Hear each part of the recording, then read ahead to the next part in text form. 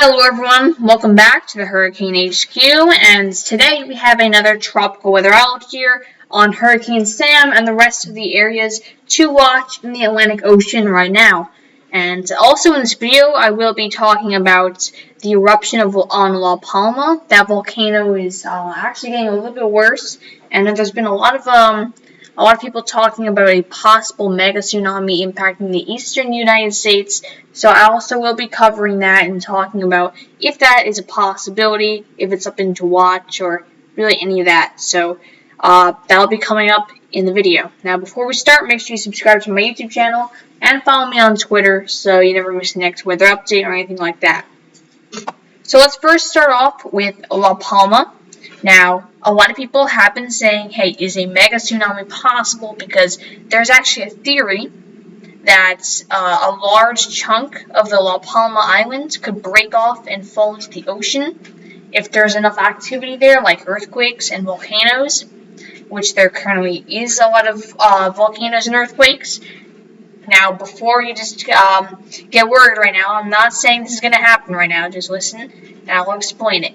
But that is a theory, and there's been a lot of theories and studies on that in the past, saying that could happen because there's a fault line, and basically that area, the huge chunk of the island is loose, and if there's enough volcanic or seismic activity there, it could fall into the ocean. And yeah, here are some pictures of the volcano on La Palma. You can see lots of lava is coming out. There's actually been a lot of small earthquakes there as well. So the condition there is not getting too good. There's actually a lot of interesting stuff happening in La Palma right now. And here's actually a live video of what's happening. And as you can see, lots of volcanic activity happening on that island there. So lots of volcanic activity, so you definitely want to watch out there with that. Whoops. So let's move on to the next slide. Here we go. And there's actually also reports of a few landslides happening yesterday on La Palma there. So there's actually a lot of activity happening there of just on La Palma in general. So yeah, lots of activity. So am I expecting anything?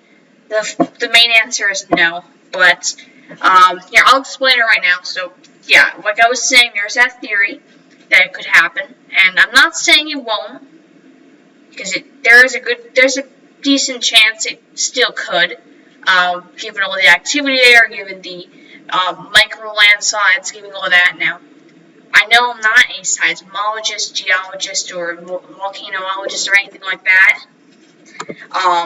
But yeah, this is my opinion. I don't think the risk is too great for this. It's not 50-50 chance like people are saying. My estimate, maybe a 5 to 10% chance of this happening with this specific eruption. Maybe in the future it could happen in the next few decades, maybe centuries. I think it's actually likely, based on what I was seeing, that it would happen. But with this particular eruption right now, when we're in the next few months, I think it is unlikely, maybe 5 to 10% chance max of this actually happening. But then again, that is my opinion. I don't know, I was looking at a lot of studies and stuff, recent studies that were saying that it's extremely unlikely to happen. So there's just a lot of different varying information on this topic and stuff like that.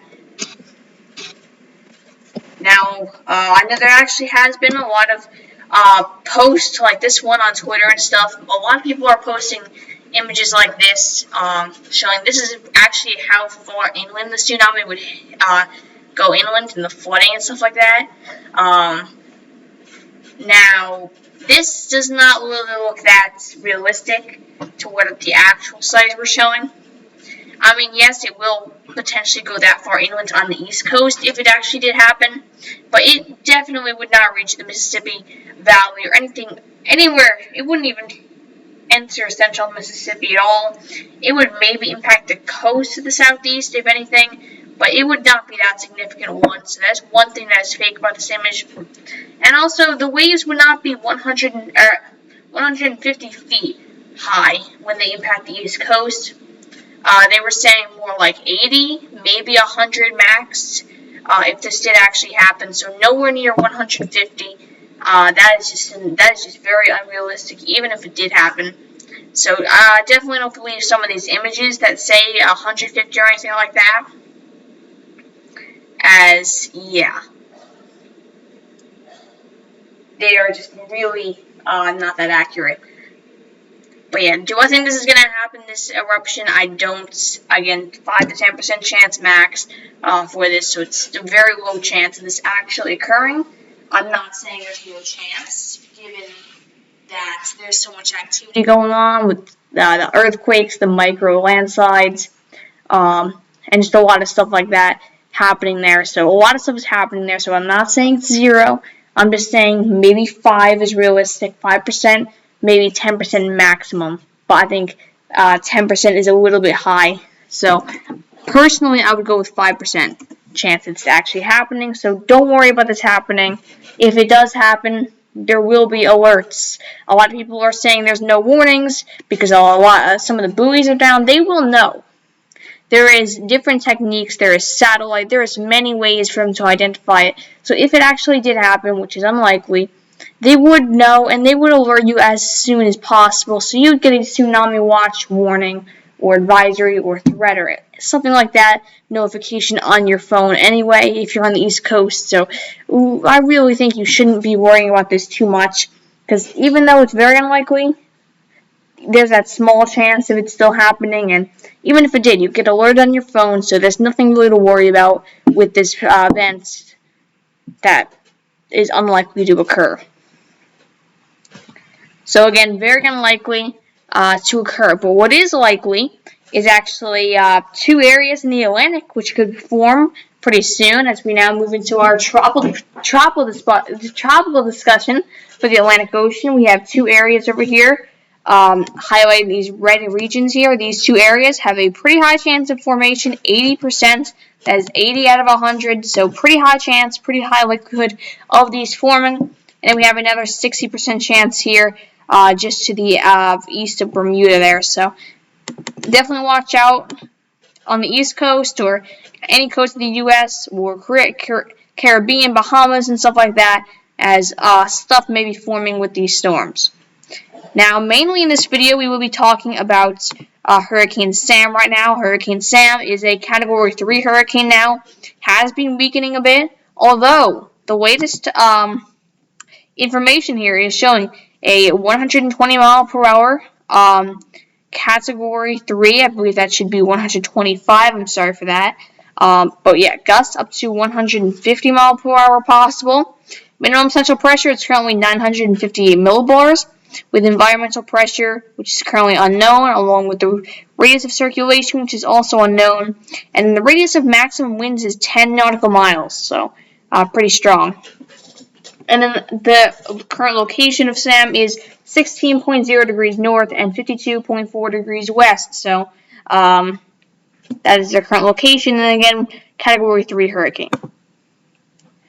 So here is the latest forecast cone here by the National Hurricane Center. And as you can see, the forecast cone does miss Bermuda, which is very good. Although the forecast cone is for only really the eye. So the eye could pass anywhere within this cone. So even if Bermuda doesn't get hit with the eye, they still have potential to see the eye wall. If it did take the path right on the edge here, they could see very strong winds anyway. So Bermuda, you have to be watching this very closely, as this could be a potential major hurricane in your area. And it could be up to a Cat 3 for you. So definitely watch out there. And even very eastern Canada, you also should be watching out for this storm, as this could be causing much more than hazardous marine conditions for you guys. You could be seeing some flash flooding, very strong winds, potentially into hurricane force if this does sustain itself. If not, tropical storm force winds, and lots of more impacts along with storm surge, flooding, everything like that might be associated with this storm. So you've got to watch out if you're in eastern Canada or you are in Bermuda. Bermuda, I would say, is really the area to watch out because you have potential to see a major hurricane, unlike Canada. Now, effects of the East Coast or other areas are going to be very low, potentially only just some marine impacts. like high rip current risks and everything like that. So very minimal risks for the mainland U.S.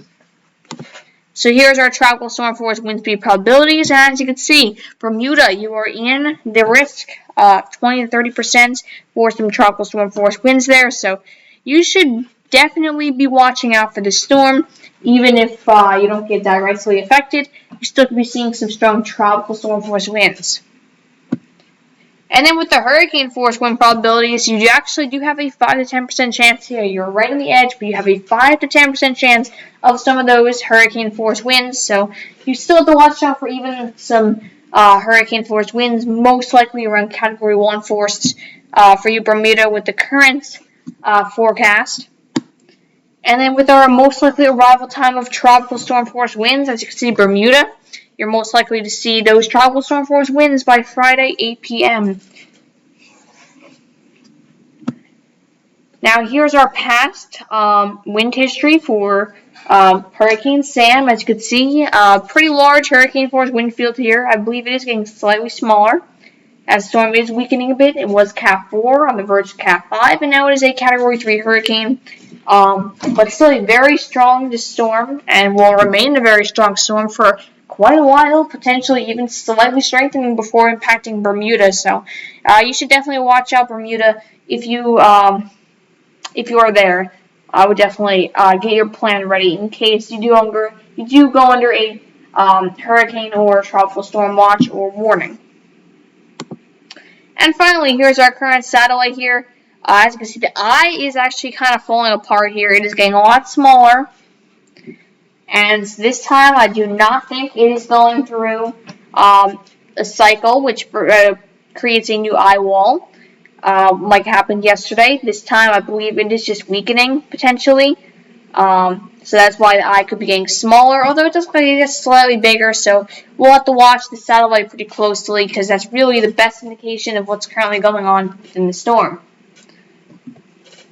That's going to wrap up this video. I hope everyone found this video informative, and you